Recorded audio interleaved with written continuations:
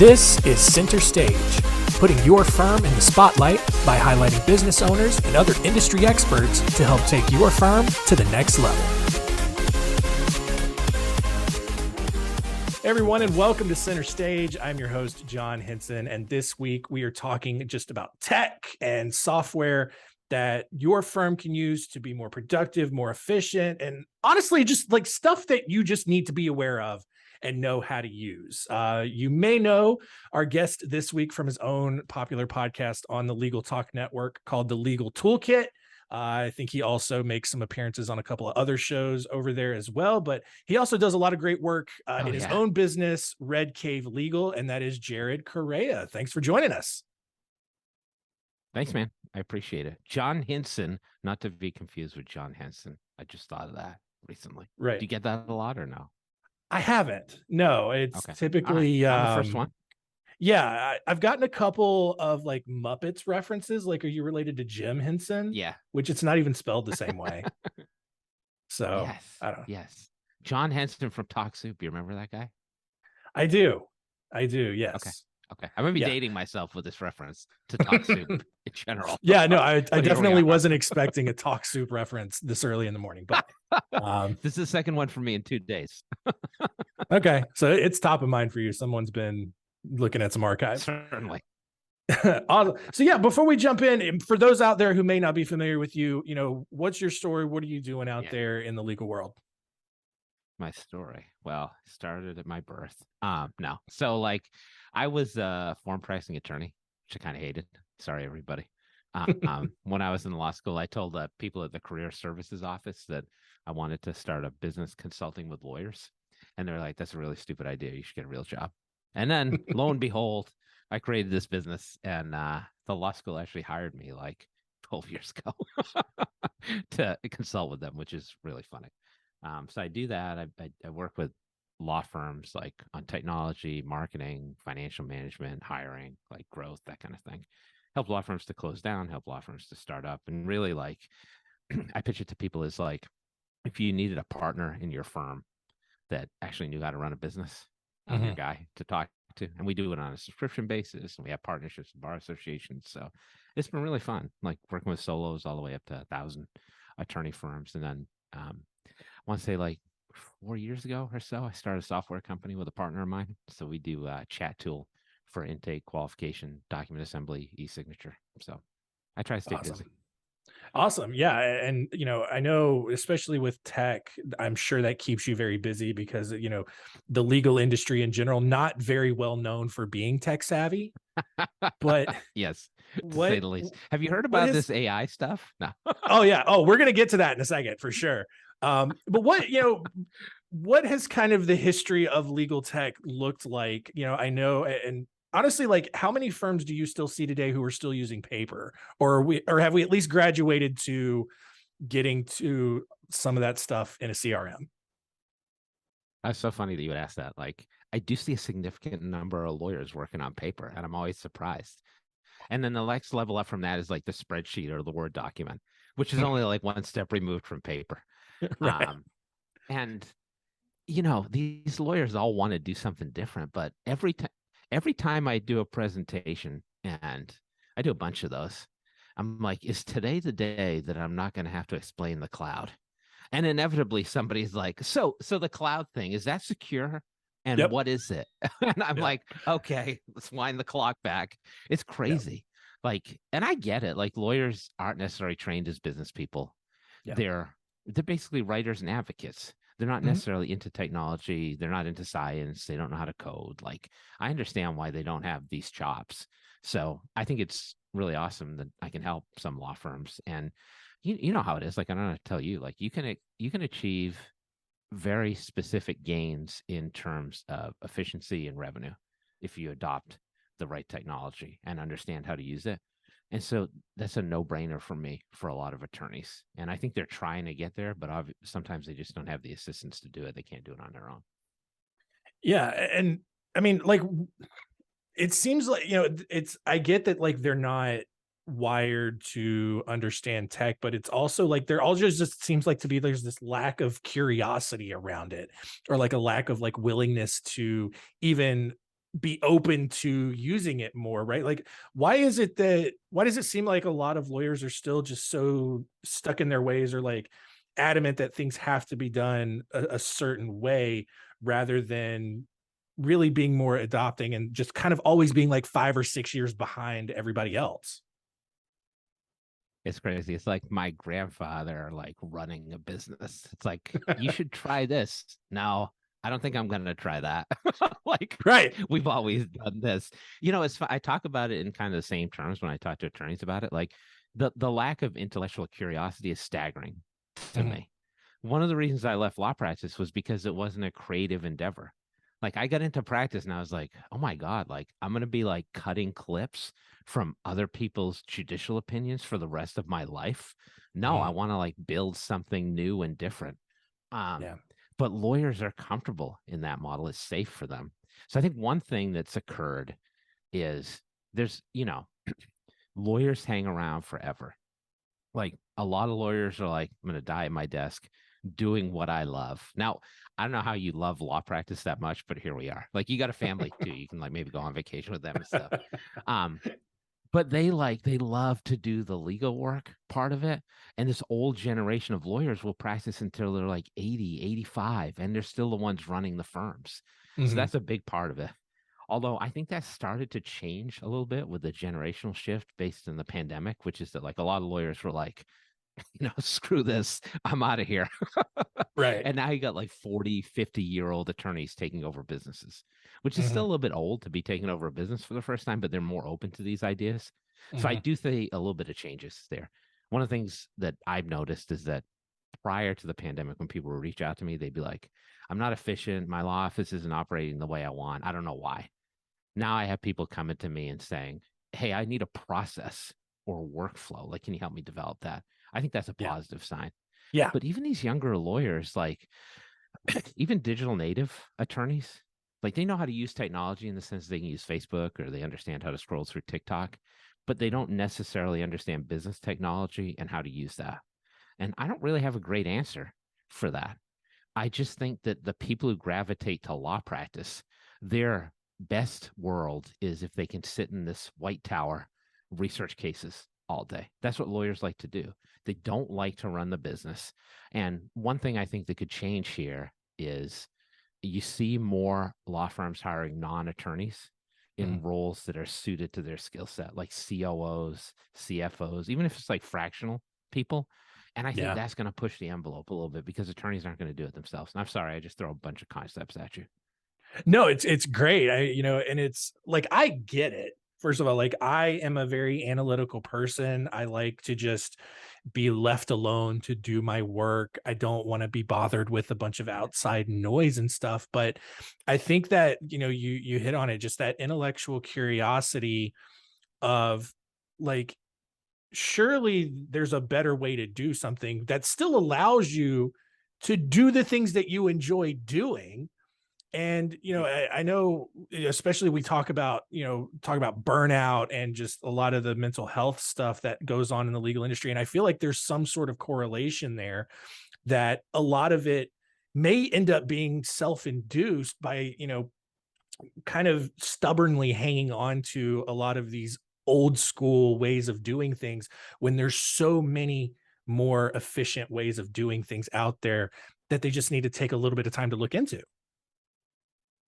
Yeah, I totally agree. And burnout happens a lot with lawyers, but burnout's going to happen when you work 7 days a week and never take a vacation. I can't tell you how many attorneys I talk to, even for like years, who they're like, "Oh, I'm going to Europe for a few weeks this summer," and they're like, "Oh my Mhm. God, I wish I could go on vacation."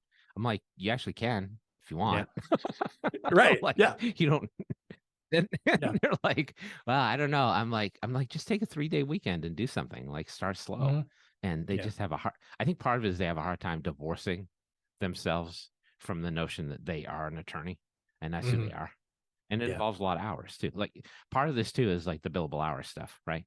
If you're Mhm. billing by the hour, the more hours you work, the more you get paid, which Right. A, promotes inefficiency, not great for legal consumers, but B, allows lawyers to consume themselves with working because okay, it's a Saturday night, it's already 9 o'clock. If I just stay up until midnight, I'm going to make another $1,500. That's Mhm. really hard to pull away from. And some of this is like changing the model of the way law firms are run. So if you're doing flat fees, if you're doing subscriptions, if you're selling legal products, that's still practicing law. It's just a different way to do it, but it Yeah. buys you back some of your time, and you're not always feeling the pressure to be a lawyer all the time and to bill all the time. Yeah. And like two things that come out of that, and like I get that money isn't everything. But what's the point of working those 3 extra hours if you're not going to do anything but keep working? Like what's the point of just accumulating all this cash that's not going to go anywhere but sit in Fighting a over bank the account? larger pile. Right. You Yeah. make enough of it, you could like dive into a money pit like Scrooge McDuck, which sounds like it Yeah. would be dope, honestly. But Yeah, that's true. And maybe that's the goal. Just one day to just dive through a pile of gold coins. But then the other side well, of I'll just that, say quickly that most lawyers I yeah. talk to, yeah, go ahead. No. I was Well, just I'll going to just say the other side of that is, the taking um there's still a conversation around like you don't have to keep your same rates, right? Like you can raise your rates, and oh there's just a gosh, whole big yes. conversation, to have. And we've had it on this show before, just simple math where even if you doubled your rates, you're not going to lose half of your clients for that, right? And so the math still works out. Even if you did lose half your clients and you doubled your rates, you're still breaking even, but you have so much more free time to do all this extra stuff. Yeah. Can we talk about rates for a second? Absolutely. Um, I I talk to lawyers about rates and math all the time. And it's always staggering to me that they never do the math. I know Mhm. lawyers hate math. Like, you remember that Chevy Chase skit from Saturday Night Live when he was Gerald Ford and he's at the debates and he's like, I was told there would be no math. That's like every lawyer I've ever talked to. And so they never spin it out.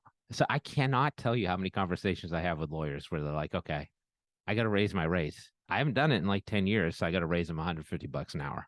Now, raise them like $10 an hour, $25 an hour. The clients are hardly even going to notice. And then I'll do Yeah. the math and I'll be like, okay, how many hours do you work a year? 1,400 hours. Let's multiply that by 25. And they're like, oh my God, that's like Mhm. $40,000. And I'm like, yeah, you just made that for like nothing. You're Yeah. doing the same stuff you're doing, you're making more money. And then the other side of that coin is, okay, you could make the same amount of money you're making now and do less work. But this Mhm. is the kind of simple stuff because attorneys bury their head in the work. They don't Yeah. worry about billing. They don't worry about their rates. Where like it's like revelatory to them. And I can sketch that math out in like 30 seconds. So Yeah. can they. They just don't take the time to do it. Yeah. But I mean, that also is what allows us to have a job. We can do what seems like simple things to us, and it's just mind blowing to the lawyers out there. So I mean, I guess there's a silver lining in there somewhere for that. My my kids are always like, when people ask them what my job is, they say I tell dad jokes on Zoom conferences and I Google faster than other people. And I'm like, yeah, that's about the size of it. I don't know if I could put that on a website, but that's a pretty Yeah. succinct description. Yeah. I mean, I feel called out by that because that's not too far removed from what I'm doing. Um, Hey, it's all right, man. I'm right there with you. yeah. So coming back to the tech side of things, and I'm going Yeah, to be yeah. perfectly honest with you. When we were talking before and setting up, the recording of this show, you used the phrase that I had actually never heard before, and that was front end technology. Now, to your Yeah. point, I Googled it pretty fast and I realized like, oh, okay, I actually know what this is. It's, Yeah. I didn't invent the it, sadly. yeah, right. No, yeah, but it's what we all usually end up interacting with. But it kind of explained to people like what would front end technology look like for a lawyer, and like Sure. what are some examples of some apps or software out there that people should know about.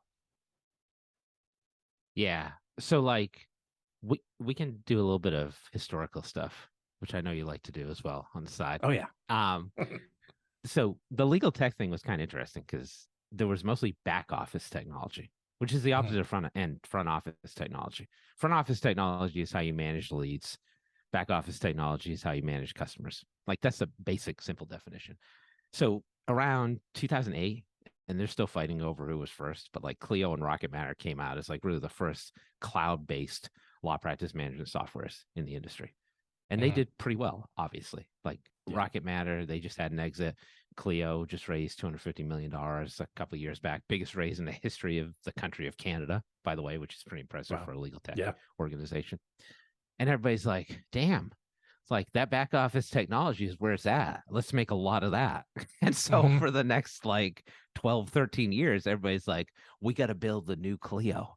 And they totally ignored marketing technology, which is one of the reasons why I started a marketing front office technology company, because there's like nothing there.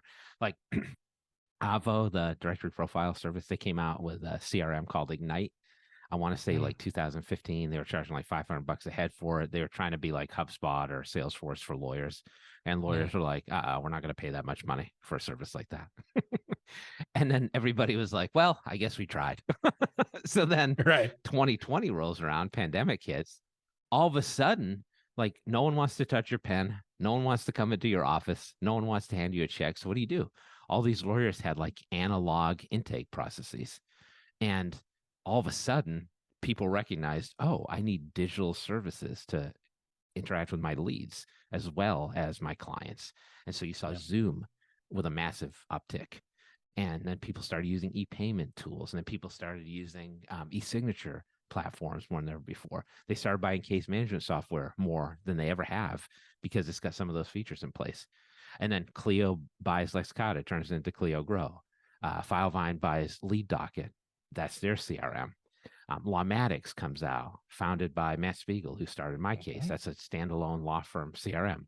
I've got an intake product called Gideon. There's other softwares out there that do similar things, like Intaker, for example. They're standalone document signing tools. They're standalone e-payment tools. LawPay's been in the industry forever, but they were like the only provider for a Yeah. really long time. Yeah. Now you've got Headnote, you've got LexCharge, you've got Gravity Payments, which is a big payment provider out of Seattle. They came out with Gravity Legal, which is their legal vertical play. And the great thing about CRMs is, is you can now stitch this all together, create Yep. pipelines or workflows, and automate a lot of that process so that you Yeah. don't necessarily have to have an intake staff anymore. Or if you do, you train them up to be the person who manages the workflow, manages the technology. And that's Yeah. all happened in like the last 3 or 4 years. And coincidentally, at the same time, that's when there was a big upsurge in funding of legal tech softwares. Mhm. So there's access to more money to build these products as well. So Yeah. front office technology, basically lead management. And the last thing I'll say about that is that what's really unique to law firms is that there's a big, huge wall between lead and client because there's different ways you can interact with them from an ethical perspective. So Yeah. you really need one system for leads, one system for clients. And if those can integrate, then you can pass that lead over to the client management system with comparative ease. So I'm still shocked that like front office technology wasn't developed sooner. And Mhm. when I've talked to people about this, I kind of call it the second wave of legal technology. Like the first wave was cloud adoption, productivity software adoption, and now it's front end technology, which is the main driver for a lot of purchases that people who are already embedded in those other technologies are Yeah. using to buy legal tech now. Yeah. So someone out there, maybe it's a solo or a small firm, it's the founder of the firm, maybe he or Mm, she has like one or two associates, a handful of support staff, maybe they're in the $1 million, $2 million range, or maybe even as low as like right. 750K or whatever. what what are the necessities? Like, someone sits down with Oh you yeah. and says, what do I absolutely need to have? What are your top recommendations?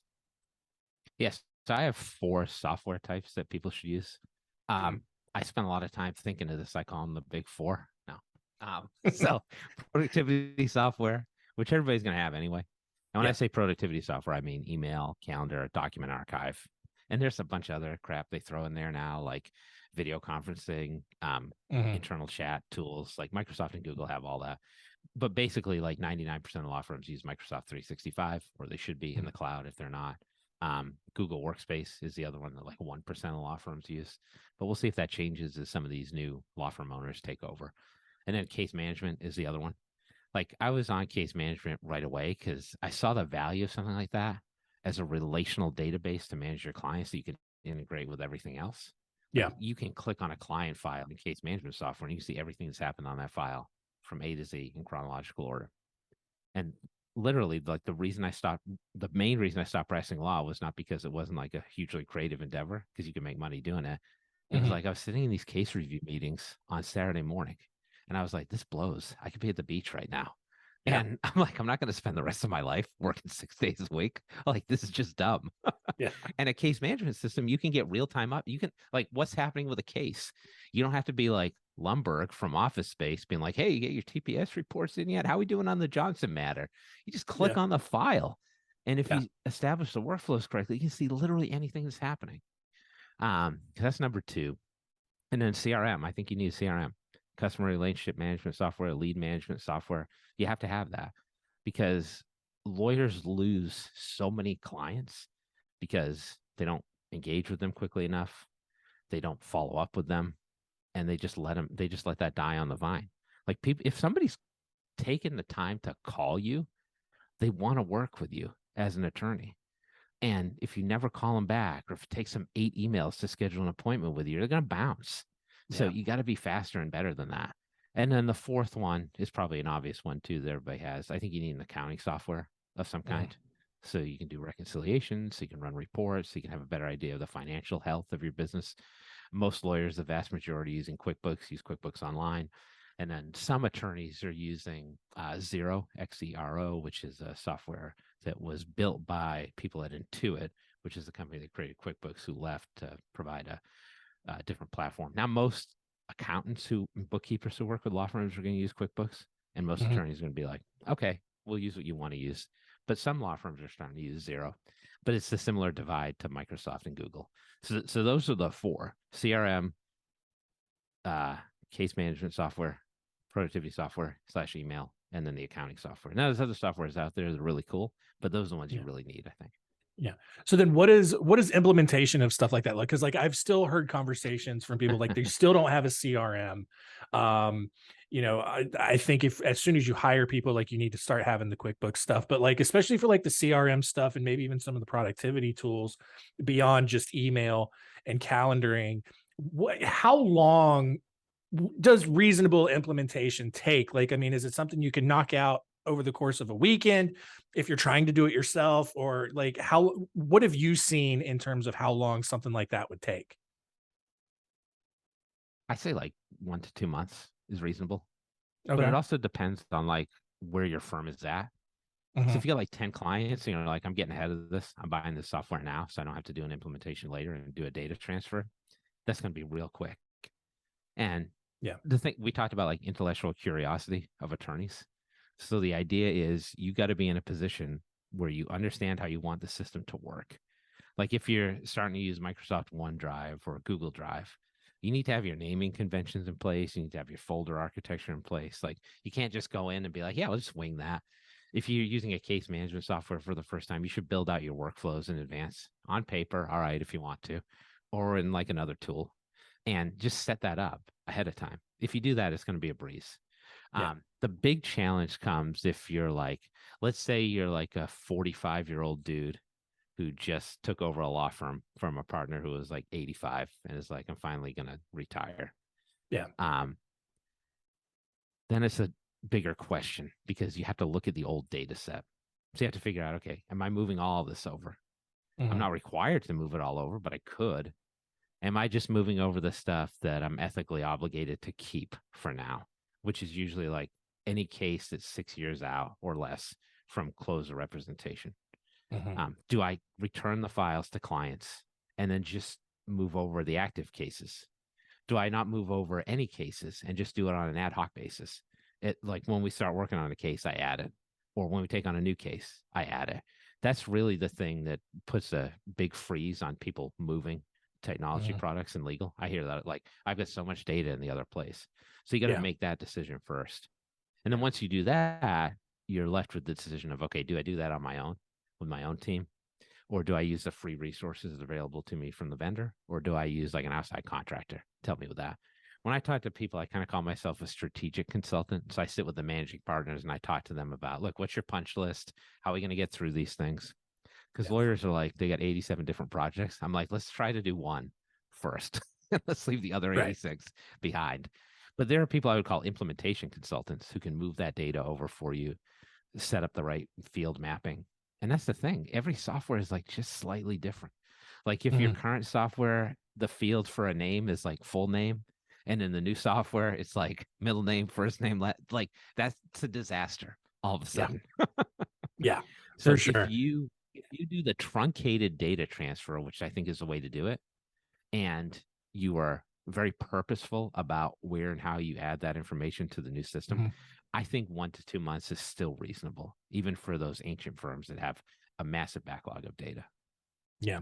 The other side of that, because I know that this is also a big concern for people, is just how much does all of this cost? Because obviously nothing is Right. free anymore.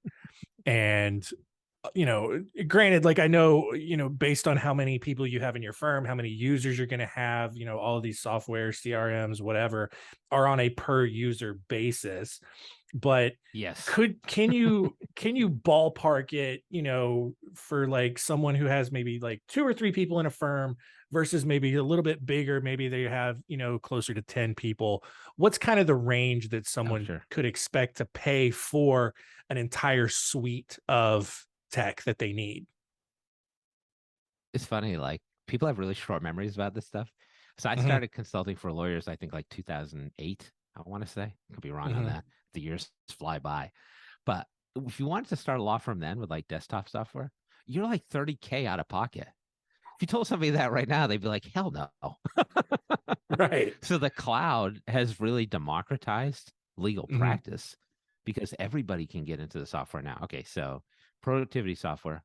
If it's me, I'm buying probably Microsoft 365 Business Standard, which is I think 28.50 a month per license. So for 10 Hmm. people, that's like $300. Yep. So then you got case management software. Let's say you go with Clio, which people like. That's around $75 a month times 10, that's 750. So we're up to like 1,050 a month right now for a 10-person firm. Um, CRM's a little bit more expensive. If you Hmm. get like a really solid product, it's more along the line. And depending on how many contacts you have, let's say you're a law firm that's been around a long time, you got a lot of contacts, that's about $200 per month per user. So now we're talking about 2,000, so up to 3,000 in total. QuickBooks Online, $40 a month per user. Maybe you only need 2 users for that because the managing partner and the accountants, that's $80 a month. So roughly like 2 grand a month for a 10-person law firm. I mean, that's easy. Like that's a choice I make every day. That's like table Yeah. stakes. Yeah, absolutely. Especially because, that's not even one client's worth of, Yeah. revenue most of the time. So the one other thing I want to talk Yeah. to you about And that's before the we wrap argument. up It's like here. you get one client, you pay for Um, everything. Yeah. Go ahead. right, exactly. Yeah, it's easy how, because we actually just had this conversation the other day internally just about, kind of events that we want to sponsor. And it's like, we just need one client from each event Right. that we Right. go One to. And it, conversion. right. And that's such a great investment to make in all of that. And so, you're gonna hopefully be doing more than one client a year, right? So, Right. or at Let's least one hope. more than one client a month. Yeah. otherwise you got a hobby, not a business. Right. Yeah. You got other problems to worry about. But the one thing that I wanted to ask you about before we wrap up here is obviously the hot topic right now of AI. And Oh obviously, yeah. and I cannot put any more sarcasm on this than I possibly am at this moment. Clearly, every lawyer is screwed. Every lawyer is going to lose their job. It's all going to get replaced by AI.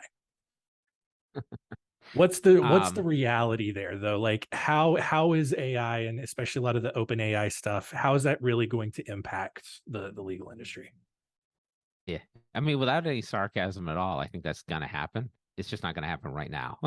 Like, Like it's funny. I was talking with a group of attorneys the other day, and I'm like mhm. 45. They're all around my age, and I'm like, all right, everybody, gotta hold on for just 20 more years. You can do this. um, Right. it's like if you watch every like sci-fi movie ever, like Mhm. AI is always like Ultron in Avengers. Like it's gonna go berserk and destroy the world. But that's Right. not gonna happen overnight. Right now, let me date myself again. Movie I used to watch a lot when I was a little kid. Remember the Brave Little Toaster? It's just Yes. a little anthropomorphic toaster that's like out there trying to help everybody out. That's like Right. AI right now. It's like assistive technology for attorneys. So I would be all over AI. if I was a law firm right now. Now I'm going to be circumspect about how I use it. I'm not going to be like, hey, can you write a brief for my client whose full name is this and who has this legal issue? You don't want to do that, but just populate a false name and you're good to go. Like I've talked to attorneys I was talking to a real estate attorney the other day who's like, yeah, I asked ChatGPT to write me a clause for a contract. And he was like, it was really good. It was about 90% of the way there. So that's great for me.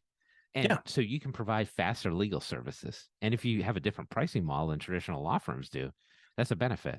And what's going to happen is that this AI is going to be embedded in all the technology you're using as a lawyer anyway, in like 2 to 5 years time. It's already in a lot of the research projects. I mean, if you're in Microsoft 365 now and you're like, what is that pop up when you're typing? That's Microsoft using machine learning to understand your writing pattern and to suggest phrases for you. Like a lot of attorneys don't even think of that as AI, and they probably just hit tab and they're on their way. But that's how I think attorneys are going to be exposed to AI. So do I think at some point in time AI could replace lawyers? Yeah, absolutely. But I think it's probably going to replace paralegals, legal administrators first. I was talking to somebody about this the other day. We were having an ethics conversation. And I'm like, okay, let's say there's a point in time where the AI is really advanced. It's read through every single legal precedent, and it's read through all the legal business management books. And there's a robot in your office that's been trained to be a legal assistant. Like at what point do ethics rules start treating that like an employee and not as a technology? Like, I think it's going to get there, like WALL-E, the end of WALL-E, when everybody's just sitting in recliners, sucking on soda, and there's robots doing everything. Like, I can see that happening, but not right now. Probably not for a decade or two at the very earliest, I think. And I think if I'm a lawyer right now, my goal with AI is to use it to help me be more efficient, streamline what I do, and probably save some costs. And it's going to be thrust upon you anyway. So learn about it and to bring it back to an earlier theme we were talking about, intellectually curious. Yes. Yeah. Don't be the last to adopt this. Right. Yes. Like, we see it in the marketing world. Like lawyers, I think, are just now, discovering Instagram, and Instagram's been peak social media for the last 5 or 6 years. And already acquired by Facebook. It's all it's all gone down. Yeah. So, there's so much opportunity there to be more efficient and to be more productive and to make your life easier. Just, look into it and start, playing around with it. So this has been really great. I love all the insight that you've provided. Tell everyone about what you're doing over at Red Cave Legal and how people can learn more about you. Yeah, thank you. This has been a lot of fun. So Red Cave Legal, you can go to my website, which is probably not surprisingly, redcavelegal.com. Software companies, not surprisingly, gideonlegal.com. You should find a plethora of information there. But thanks for having me. This was a really cool show. Yeah, absolutely. Appreciate you coming on, and be sure to check out Jared's Legal Toolkit podcast as well. A lot of great stuff happening over there as well.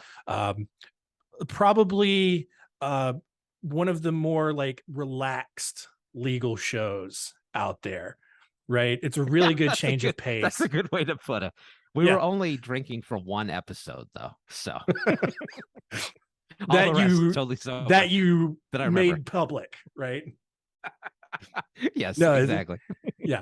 Awesome. Well, thank you all out there for continuing to listen. Please leave a rating and review on Apple Podcasts or wherever you're consuming the show. Really does help us out. Gets the show out in front of more people. And so the more reviews and ratings that we can get, the better. But that's going to do it for us this week. Jared, thanks so much for joining us.